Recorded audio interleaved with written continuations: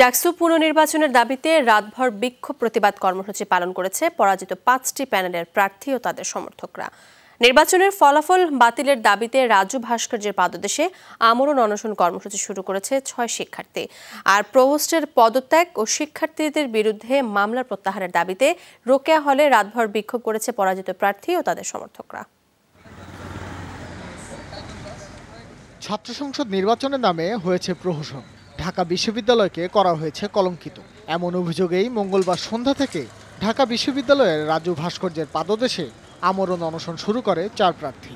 পরে তাদের সাথে এসে যোগ দেয় আরও 2 শিক্ষার্থী। অনশনরত শিক্ষার্থীরা জানায়, লোক দেখানো এমন নির্বাচনে সাধারণ শিক্ষার্থীদের মতামতের প্রতিফলন হয়নি। ফলাফল বাতিল করে অবিলম্বে নতুন নির্বাচনের তারিখ ঘোষণার দাবি তাদের। স্যাররা যতক্ষণ আমাদের পুরোপুরি আমাদের আস্থার সাথে বলতে পারছে, তারা এসে বলতে না পারছে যে তারা আমাদের নির্বাচন দিচ্ছে, একটা সুষ্ঠু ডাকসু দিচ্ছে, ততক্ষণ পর্যন্ত আমি চালিয়ে যাব।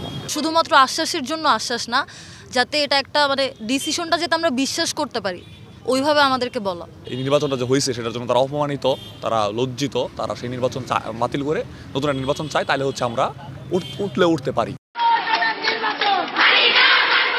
প্রায় একই দাবিতে রাত 10টার পর রোকেয়া হলে বিক্ষোভ শুরু করে 2 শতাধিক ছাত্রী। শিক্ষার্থীদের বিরুদ্ধে মিথ্যা মামলা প্রত্যাহার সহ নির্বাচনী অনিয়মের সাথে যুক্ত থাকার অভিযোগ করে হল প্রাধ্যক্ষের পদত্যাগের দাবিও জানায় তারা। পাশাপাশি আমরা চাই প্রভোস্ট ম্যামের পদত্যাগ চাই, কারণ তার জন্য তার মধ্যে এই রকমের অবিচার হয়েছে আমাদের উপরে, এই জন্য আমরা তার পদত্যাগ দাবি করছি। তবে রাতভর এমন প্রতিবাদ চললেও আন্দোলনরত শিক্ষার্থীদের দাবি পূরণের বিষয়ে বিশ্ববিদ্যালয় প্রশাসনের পক্ষ থেকে দেয়া হয়নি কোনো আশ্বাস। ভাস্কর ভাদুরী, যমুনা নিউজ, ঢাকা।